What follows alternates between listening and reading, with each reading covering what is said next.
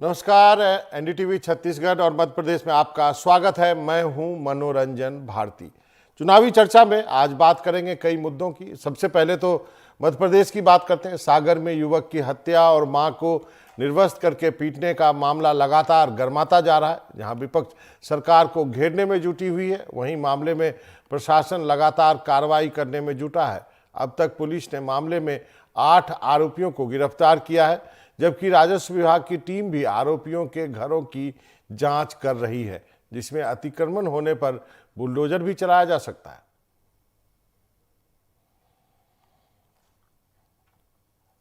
और आपको बताऊं कि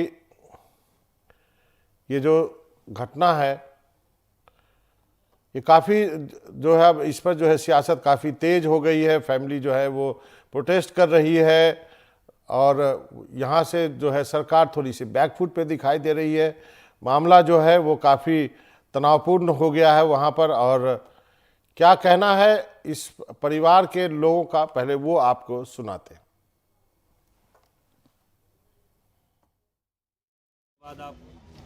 शाम को हम लाडू सब्जी लेवेगा तो हमने पीछे से गए तो ये सब मार रहे थे। फिर हमने खूब बचाव, नहीं बच पाया, हमें मारे बहुत पीट के, हमारे कपड़ा उतार देते सब। फिर पुलिस वाले आ गए तो उनकी नज़र पड़ी तो फिर वे टावल ले आए। फिर टावल लपेट के हम खड़े रहे तो फिर भी साड़ी लेके आए। वहाँ पर घटना हुई हमारी जेठानी की। जेठानी को मारा पीटा, मकान तोड़ा और वो लालू भाई को मारा हैं। उसको मारकर फिर 1000 आदमी हमारे घर पर आए। हमारे बच्चों लोगों ने धमकी दी, हमारे पति को धमकी दी, अगर हम हाथ लगा कर गेट को नहीं हम खड़े होते तो हमारे बच्चे भी मर जाते, हमारे पति भी मर जाते।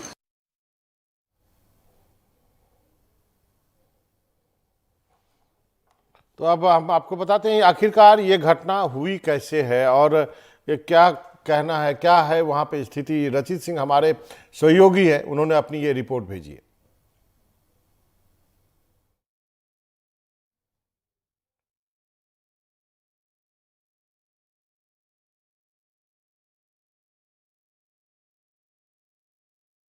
और आपको बता दूं कि केंद्रीय मंत्री जो है भूपेंद्र यादव ने भी इस पर तीखी प्रतिक्रिया दी है। उन्होंने जो कहा है कि जो घटना हुई है उसे गलत तरीके से दिखाया जा रहा है। तो सुनते हैं मंत्री जी का क्या कहना है। केंद्रीय मंत्री: हमारा जनप्रतिनिधि नहीं है, जनता का चुनाव हुआ वो जनप्रतिनिधि है, और जो घटना हुई है उस घटना को ये गलत तरह से प्रस्तुत कर रहे हैं। ये दो पक्षों का विवाद है, ये झगड़ा पहले से चल रहा था, पहले से दोनों पक्षों की तरफ से रिपोर्ट वगैरह हुई है, कोर्ट केस भी है और उस झगड़ा ही हुआ है। ये कोई इस तरह का मामला नहीं है कि कोई जाति उत्पीड़न का मामला हो या कोई अन्य मामला हो। घटना दुखद है पर इसको राजनीतिक रूप देना ठीक नहीं है। ये दो पक्षों का विवाद है और विवाद के कारण ये घटना हुई है। सर, आपका लेटर जारी करा उन्होंने, लेकिन उन्होंने कहा कि उस लेटर में मैं पूछता हूँ, अगर इतने ये एससी के शुभचिंतक हैं तो सागर में हमारे एससी के युवक को क्या धन प्रसाद को जिंदा जला दिया था। कमलनाथ जी उस समय मुख्यमंत्री थे, जिंदा जलाया था, एक पैसे की मदद नहीं मिली। जब भारतीय जनता पार्टी की हमारी सरकार बनी तो माननीय शिवराज जी ने सबसे पहले उस हर प्रसाद की पत्नी को बुलाकर, मैं स्वयं लेकर गया था, पत्नी को लेकर माननीय मुख्यमंत्री जी ने तत्काल उस समय आर्थिक सहायता 2 लाख रुपए और 5,25,000 जो अलग, इस तरह से 7,25,000 की मदद तत्काल हम लोगों ने उस समय की थी। पर उस समय ना कमलनाथ जी गए ना दिग्विजय सिंह गए। अब चूंकि चुनाव है तो राखी भी बंधवाने जाएंगे, दिया जलाने भी जाएंगे, और उसके बाद जब चुनाव हो जाएंगे तो ना राखी बंधवाने जाएंगे ना दिया जलाने जाएंगे। तो आप सुन रहे थे जो मंत्री हैं मध्य प्रदेश के भूपेंद्र यादव जी, उनकी प्रतिक्रिया। उन्होंने कहा कि पहले भी यहाँ पे घटना हुई थी जब कांग्रेस की सरकार थी, उस वक्त कांग्रेस ने कुछ नहीं किया। हम सीधे अपने सहयोगियों के पास अब चल सकते हैं। अनुराग द्वारी हमारे साथ जुड़ गए हैं। अनुराग, आप बताइए, ये जो पूरी घटना हुई है, जुल्फी भी हमारे साथ रायपुर से जुड़े हैं। जुल्फी, आपके पास बाद में आएंगे। इस घटना के बारे में बताइए, ये क्या कार्रवाई हो रही है, कैसी चल रही है कार्रवाई? बिल्कुल बाबा, इस घटना के पहले मैं बताऊं, लेकिन जब भूपेंद्र सिंह को मैं सुन रहा था, खुद खुरई से ही आते हैं। अंग्रेजी में आजकल एक शब्द बहुत प्रचलित है, व्हाट अबाउट ट्री। तो ये व्हाट अबाउट ट्री की आपके वक्त में भी ऐसा हुआ था और आपने उस वक्त ये नहीं कहा, और हमारे वक्त में, मतलब इससे ज़्यादा शर्मनाक बयान और क्या होगा कि एक माँ जिसका आरोप है कि उसे निर्वस्त्र किया गया और उसके बेटे को मार डाला गया 18 साल के, और महज इसलिए क्योंकि उनकी बेटी ने आरोप लगाया था कि आरोपियों ने उसके साथ 2019 में छेड़छाड़ की, उसके साथ मारपीट की। एफआईआर हुई, आरोपी जेल गए और उस पर केस वापस लेने का दबाव बना रहे थे। जब केस वापस नहीं लिया तो 18 साल के लड़के को मार डाला गया, उसकी मां को निर्वस्त्र किया गया, उसकी भी पिटाई की गई, और उसके बाद आप कह रहे हैं किसी और वक्त में ये हुआ, किसी और वक्त में हुआ। ये पारिवारिक रंजिश का मामला है। क्या पारिवारिक रंजिश में दो परिवारों के बीच में ऐसा होता है? ये वो राज्य है मध्य प्रदेश जहाँ पर दलितों और आदिवासियों के साथ सबसे ज़्यादा अत्याचार होते हैं, और ये हम नहीं कह रहे हैं, खुद एनसीआरबी के आंकड़े की तस्दीक करते हैं। और अभी जो मार्च के महीने में ही जो एक लिखित जवाब में लोकसभा में केंद्रीय गृह राज्य मंत्री ने भी ये माना है। तो अपने आप में ये जो बयान है ये बहुत शर्मसार करने वाला है, ये आंकड़े शर्मसार करने वाले हैं पूरे मध्य प्रदेश के लिए।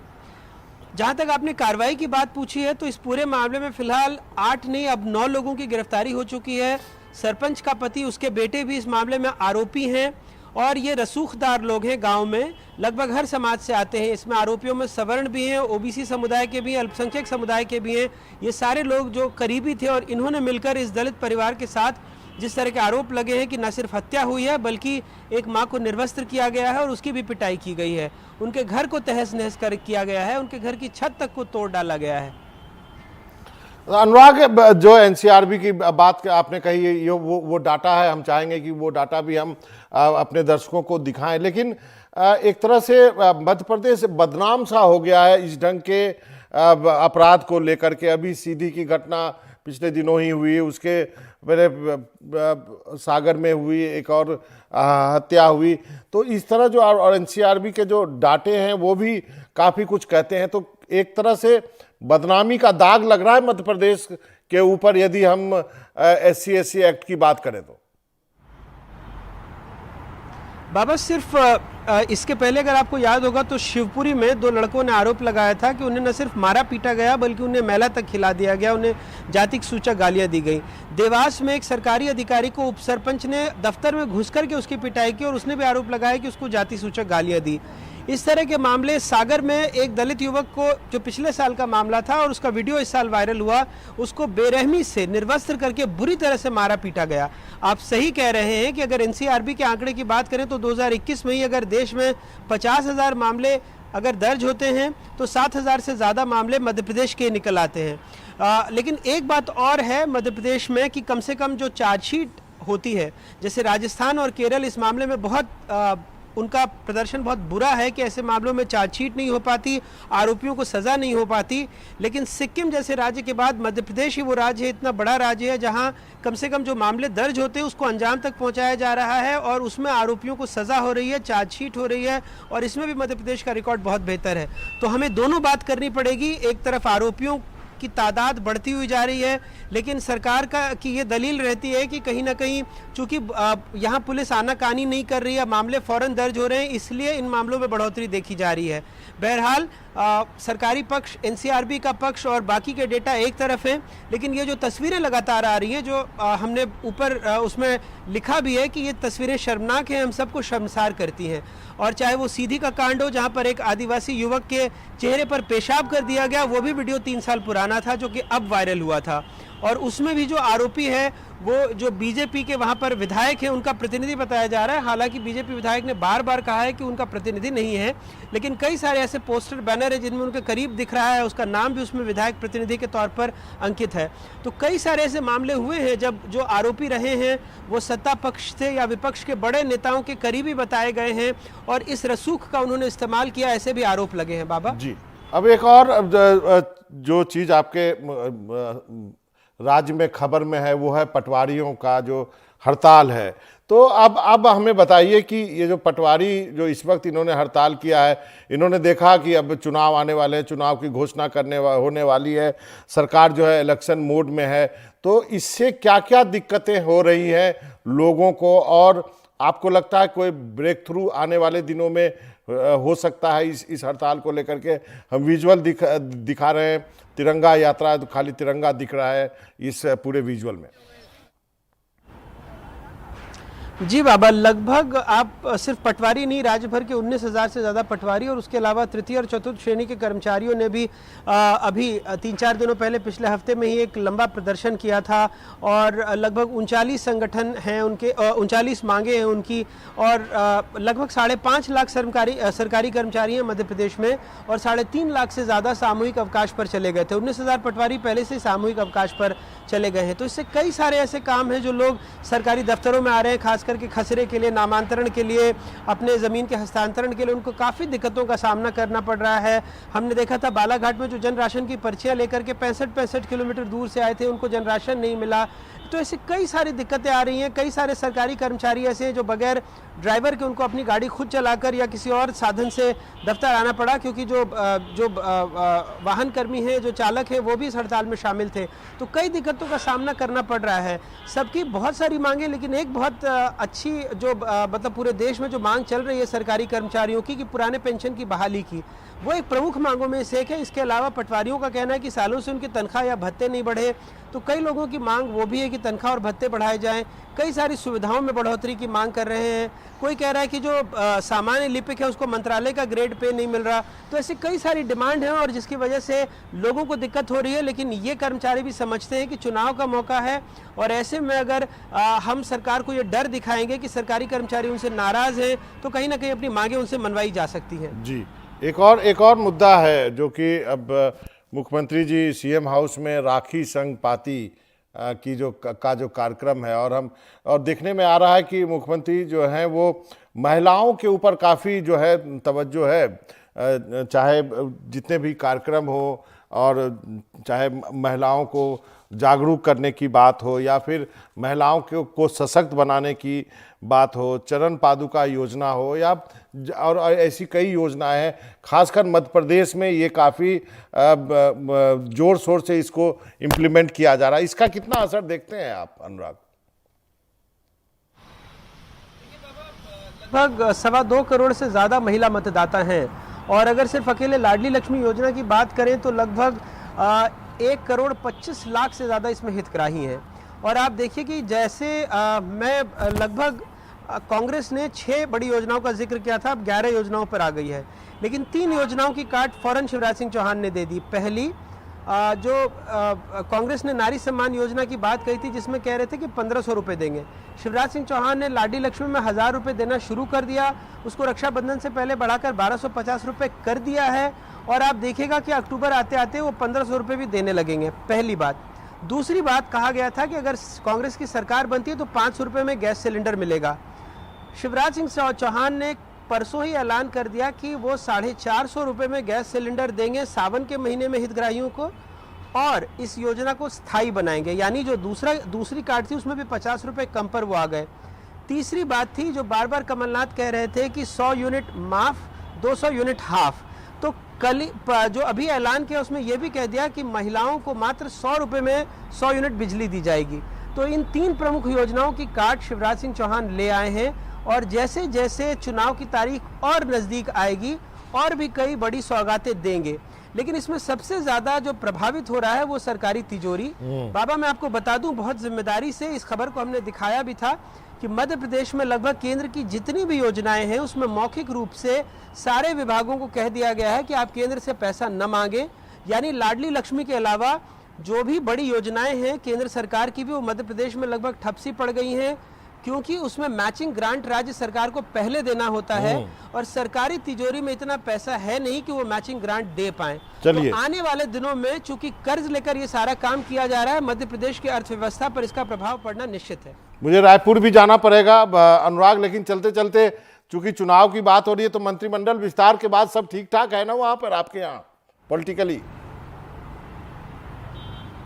देखिए, मंत्रिमंडल विस्तार से तो एक अनार 100 बीमार वाली हालत है। कई सारे मंत्री और ज्यादा जो मंत्री नहीं बन पाए वो और ज्यादा नाराज हो गए बाबा।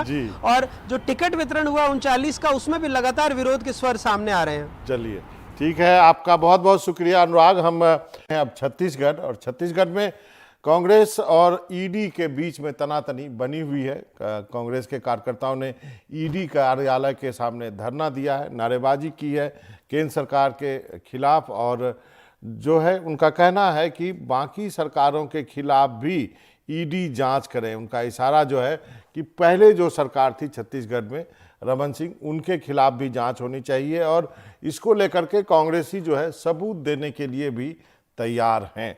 तो क्या है ये मामला, जुल्फिकार के पास चलते हैं। जुल्फी, बताइए क्या क्या अपडेट है ये जो ईडी के मामले में आपके यहाँ पे। बाबा, पिछले चुनाव की अगर बात करें तो 2018 में सीडी की चर्चा थी, लेकिन इस बार चुनाव के आखिरी तक ये लग रहा है कि ईडी की ही चर्चा होगी और ईडी को लेकर छत्तीसगढ़ की सियासी सरगर्मियां तेज हैं और कांग्रेस पार्टी ईडी को लेकर आक्रामक है।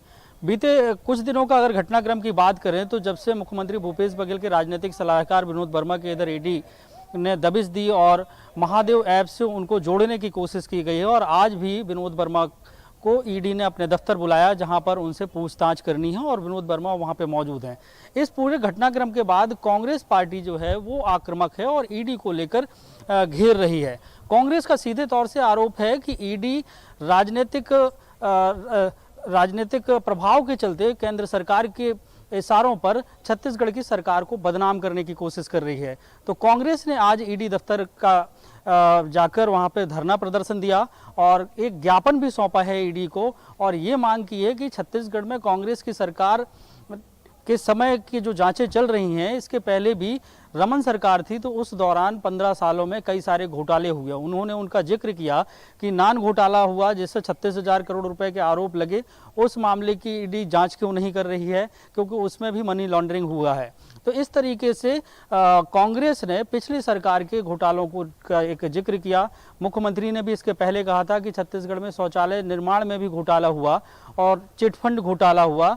तो इस तरीके के घोटालों को लेकर ईडी क्यों चुप रही है, तो उस मामले की पूरी एक फहरिस्त बनाई कांग्रेस ने और कांग्रेस ईडी दफ्तर पहुंची और इसको लेकर ज्ञापन सौंपा है। और कांग्रेस आने वाले वक्त में लगातार ईडी के खिलाफ प्रदर्शन कर सकती है, जिस तरीके के कांग्रेस के तरफ से संकेत दिए जा रहे हैं, क्योंकि चुनाव में ईडी का तड़का लगा हुआ है और आने वाले वक्त में ईडी अपनी कार्रवाई का दायरा बढ़ा भी सकती है। ये कांग्रेस भी जानती है और कांग्रेस को पूरी तरीके से आशंका भी है। जैसा कि एनडीटीवी से बात करते हुए विनोद वर्मा ने कहा था, कोई बड़ी बात नहीं होगी कि उनकी गिरफ्तारी भी हो सकती है। तो चुनाव के पहले ईडी और भी अपना शिकंजा बढ़ा सकती है, लेकिन कांग्रेस भी ये बताने की कोशिश कर रही है जनता को कि ईडी की छत्तीसगढ़ में जो कार्रवाई हो रही है वो छत्तीसगढ़िया मुख्यमंत्री भूपेश बघेल को बदनाम करने और उनकी सरकार जो जनता के हित में काम कर रही है, ये कांग्रेस के अपने दावे हैं। इसका मतलब तो ये हुआ घटनाक्रम जुल्फी, छत्तीसगढ़ में चल रहा है और ये सियासी सरगर्मी, इसका मतलब ये हुआ जुल्फी कि मुख्यमंत्री जो है, ये जो ईडी के जो रेड्स हो रहे हैं उनके जो कहा जा रहा है उनके करीबी लोगों पर, उसको वो छत्तीसगढ़ के अस्मिता से जोड़ रहे हैं। क्या वो इसको मुद्दा बना पाएंगे? बिल्कुल बाबा, आपने सही कहा कि मुख्यमंत्री भूपेश बघेल जब से छत्तीसगढ़ में सत्ता में आए हैं तो छत्तीसगढ़ की परंपराओं को, सभ्यता को, छत्तीसगढ़ के जो लोकल नृत्य से लेकर लोकल जो खान पान है उसको एक राष्ट्रीय स्तर पर पहचान दिलाने की कोशिश कर रहे हैं और उन्होंने अपने आप को छत्तीसगढ़िया, ठेठ छत्तीसगढ़िया और ठेठ किसान नेता बताने की पूरी कोशिश की और ऐसी छवि छत्तीसगढ़ में बनी भी है। तो ये जो मुद्दा है वो कांग्रेस ने छत्तीसगढ़ अस्मिता को लेकर छिड़ा हुआ है और छत्तीसगढ़ के मुख्यमंत्री ने अपने आप को जब छत्तीसगढ़िया साबित कर ही दिया है और छत्तीसगढ़ के अब देखा होगा कि मुख्यमंत्री भूपेश बघेल वो हैं कि जो गेड़ी में चढ़ जाते हैं और लट्टू चला लेते हैं, तो लोकल जो खेल हैं वो कर लेते हैं। तो इस तरीके से उन्होंने लोगों को जोड़ा है और लोग ये मानने भी लगे हैं कि वो उनका नेता है और मुख्यमंत्री उनके नेता हैं और जो छत्तीसगढ़ की जो मान है, सम्मान है, उसे दिला रहे हैं। तो ये मुद्दा जो है कांग्रेस पहले से भी बना चुकी है और चुनाव आते आते तक जिस तरीके से ईडी की कार्रवाई होनी है और जिस तरीके से आशंका व्यक्त की जा रही है, संभावनाएं जताई जा रही हैं, तो उस लिहाज से तो यही कहा जा सकता है कि कांग्रेस का मुख्य जो मुद्दा है, जो जनता के बीच में बताना है कि छत्तीसगढ़ के हित में छत्तीसगढ़ के मुख्यमंत्री काम कर रहे हैं और यही वजह है कि ईडी उसे करने देना नहीं चाह रही है। और ये बात पहले भी उठाई है कांग्रेस ने, बाहरी का और छत्तीसगढ़ के लोगों का, तो बाहरी बनाम छत्तीसगढ़िया, तो ये मुद्दा रहा है क्योंकि रमन सिंह को भी इस मामले को लेकर और पिछली सरकार के जो मंत्री हैं उनको भी कांग्रेस घेरती रही है। तो कांग्रेस का सबसे बड़ा मुद्दा यही है कि छत्तीसगढ़वाद को लेकर जनता के बीच में ये बता दिया जाए कि छत्तीसगढ़ को लेकर रमन सिंह ने जो नहीं किया वो काम भूपेश बघेल कर चुके हैं। जरूर आपने और गेरी का नाम लिया, तो मैं अभी किसी सोशल मीडिया पे देख रहा था, कोई गेरी दौड़ हो रही थी जिसमें कोई आदिवासी नेता हैं वो सबसे आगे चले गए और बाकी लोग अफसर वगैरह सब पीछे रह गए। चलिए वो भी हमने देखा है मुख्यमंत्री को अपने ही प्रोग्राम में चलते हुए। तो जुल्फी आपका बहुत बहुत शुक्रिया।